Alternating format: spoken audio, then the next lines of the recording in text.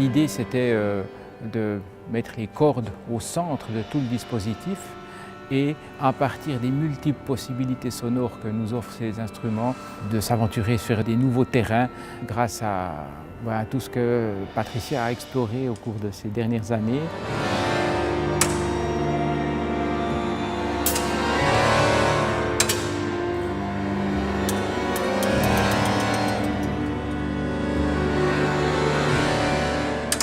L'ensemble à cordes sonne d'une manière totalement inouïe, inédite, par le fait que chacun est ramené à sa liberté expressive tout en restant relié à l'ensemble. Et puis on a invité quelques souffleurs, percussionnistes à entourer l'orchestre à cordes et à se fondre dans ces multiples propositions qui découlent des expériences sonores que nous faisons.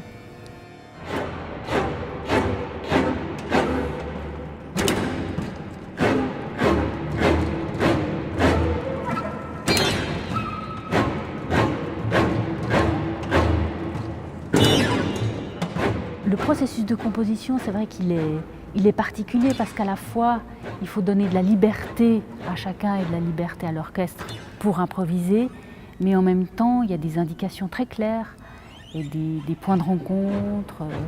C'est le relais de la direction de prendre ces choses-là.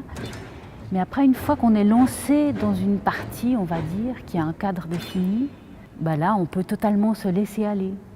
Et c'est vrai qu'en tant qu'instrumentiste, ça c'est très agréable d'avoir un cadre et à l'intérieur de ce cadre, on peut se laisser aller individuellement et à la fois se laisser porter par le chef d'orchestre.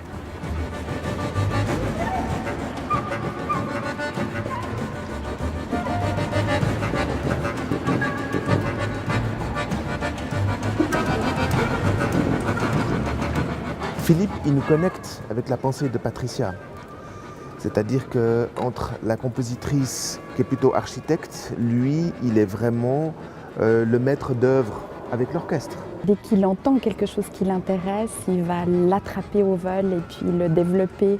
Il peut faire ce qu'il veut de nous en fait. Et on est vraiment, on est son jouet. Nous on reçoit une matière et puis lui il la sculpte et puis on peut lui faire totalement confiance.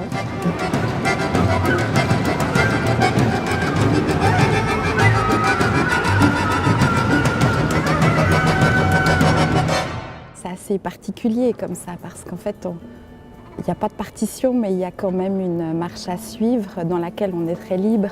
Ça demande énormément d'attention, on est tout le temps les yeux rivés sur Philippe, parce qu'au moindre petit geste, ça peut changer de partie, il faut avoir tout dans la tête. Il faut être en permanence à l'écoute, en permanence, pour pouvoir prendre sa place et pour pouvoir avoir la place juste, jouer le bon son au bon moment. Moi j'aime beaucoup ça, et quand il y a une vraie pensée derrière et un amour de la texture, comme en ont tous les gens de stage, et Patricia Bossard en premier, je dirais, ça nous mène forcément quelque part avec beaucoup de très belles choses. Et il faut surtout laisser tomber nos attentes.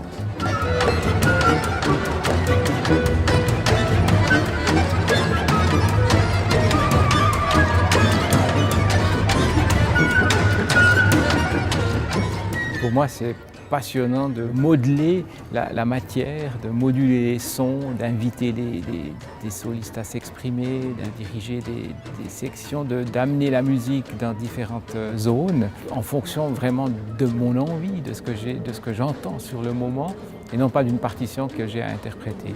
Là aussi, c'est une posture complètement nouvelle, différente, qui au tout début fait un peu peur parce qu'on n'a pas la partition comme support. Donc il faut se faire confiance et faire confiance aux autres, faire confiance aux musiciens qui nous donnent de la matière, se faire confiance qu'on pourra l'utiliser, la traiter dans l'esprit de ce que la compositrice a souhaité.